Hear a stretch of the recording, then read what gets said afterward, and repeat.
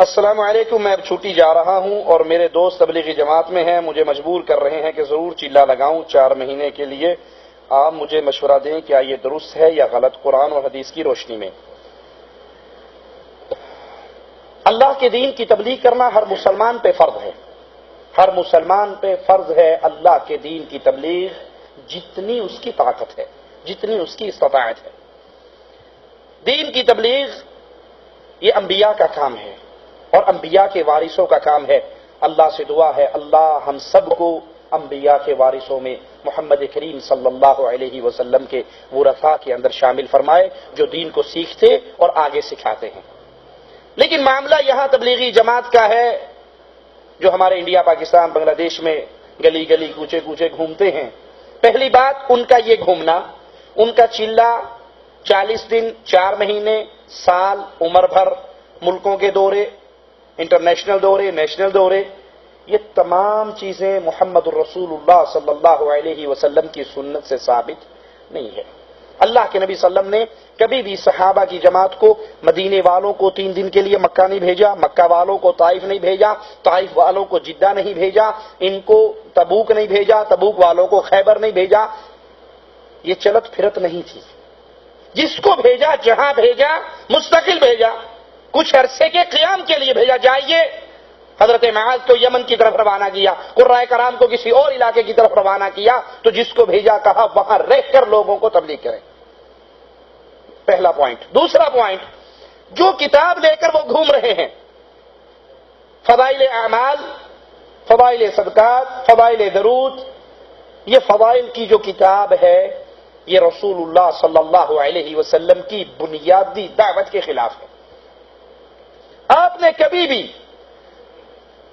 وہ دعوت طائف میں دی ہو، وہ دعوت مکہ میں دی ہو، وہ دعوت کہیں پر دی ہو، سب سے پہلی آپ کی دعوت کی بنیاد لا الہ الا اللہ، اللہ کی توحید کی دعوت۔ تبلیغی جماعت کی دعوت کے اندر اللہ کی توحید کی دعوت نہیں ہے۔ میرا جملہ کڑوا ہے، مجھے اللہ کے لیے معاف کر دینا، میں چندے لینے کے لیے کھڑا نہیں ہوا، میں قربانی کی کھالیں اکٹھی کرنے کے لیے کھڑا نہیں ہوا، کہتا ہوں وہی بات، سمجھتا ہوں جسے حق یہ ہے کہ تبلیغی جماعت کی دعوت، اس میں نماز کی دعوت ہے، روزے کی دعوت ہے، فضائل کی دعوت ہے، حج کی دعوت ہے، صدقہ خیرات کے فضائل کی دعوت، یہ ساری دعوتیں ہیں، لیکن لا الہ الا اللہ کی دعوت، شرک کا رد، قبر پرستی کا رد، یہ دعوت بالکل نہیں ہے۔ تبلیغی جماعت کی دعوت توحید ربوبیت کی دعوت ہے، جس کو کفار مکہ مانا کرتے تھے۔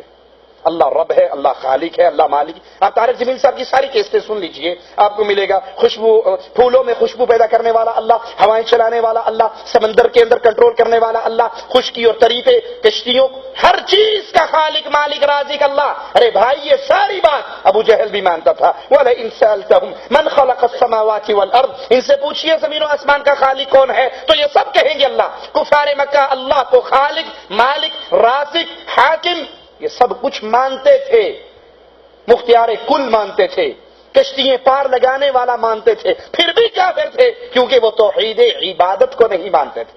توحید عبادت کیا ہے؟ اللہ کے علاوہ کسی کے لیے سجدہ نہیں ہو سکتا، اللہ کے علاوہ کسی کے لیے قربانی نہیں ہو سکتی، اللہ کے علاوہ کسی کو پکارا نہیں جا سکتا، یا علی مدد، یا رسول اللہ مدد کے نعرے نہیں لگائے جا سکتے، یہ غیر اللہ کی پوجا ہے۔ اس دعوت پر تبلیغی جماعت نہیں آتی۔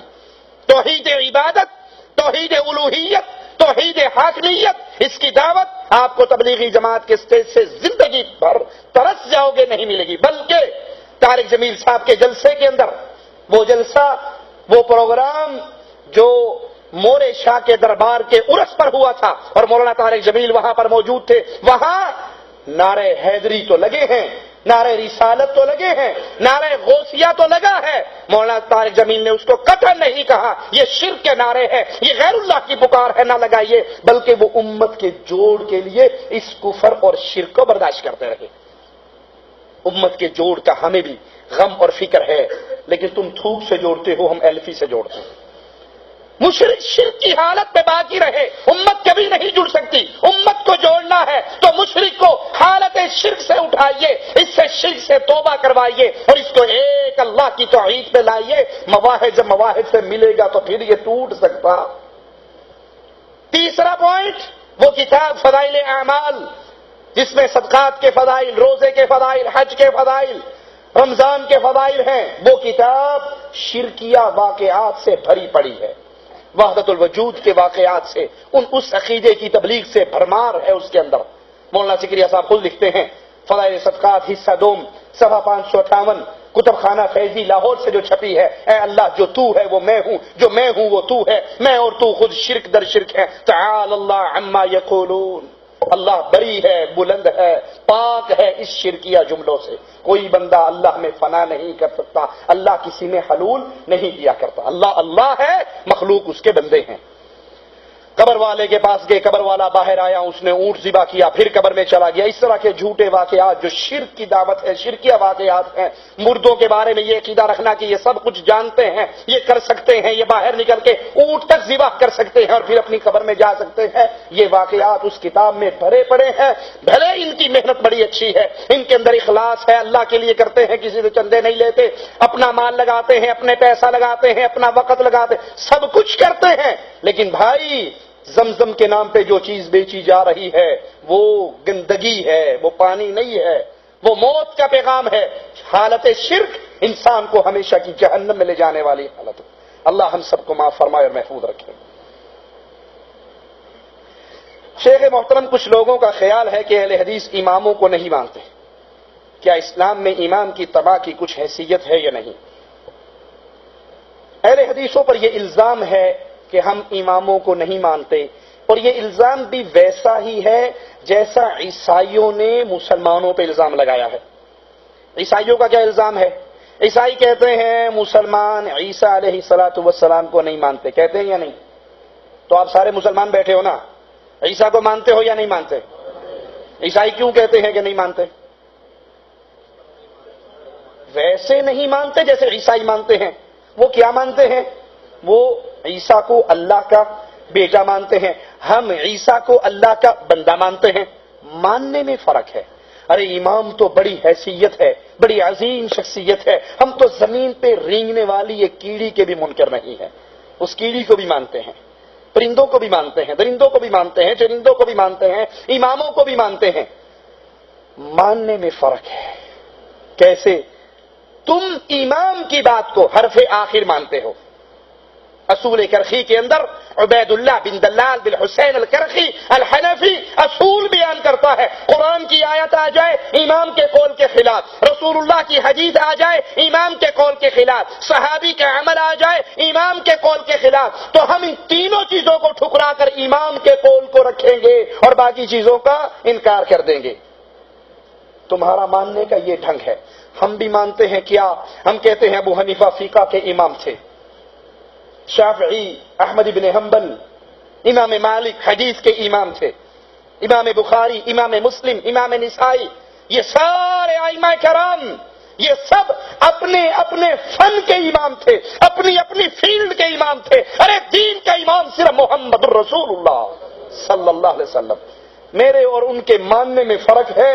اہل حدیث یہ مانتا ہے کہ احمد ابن حنبل غلطی بھی کر سکتے ہیں، ٹھیک بھی کہہ سکتے ہیں، ابو حنیفہ غلطی بھی کر سکتے ہیں، ٹھیک بھی کہہ سکتے ہیں، مالک شافعی غلطی بھی کر سکتے ہیں، ٹھیک بھی کہہ سکتے ہیں، 4 نہیں 12 امام کو بھی مانتے ہیں کہ وہ غلطی بھی کر سکتے ہیں اور سچ بھی کہہ سکتے ہیں۔ اگر کوئی غلطی نہیں کر سکتا، وہ جب بولتا ہے حق بولتا ہے، وہ امام اعظم امام الانبیاء محمد الرسول اللہ صلی اللہ علیہ وسلم۔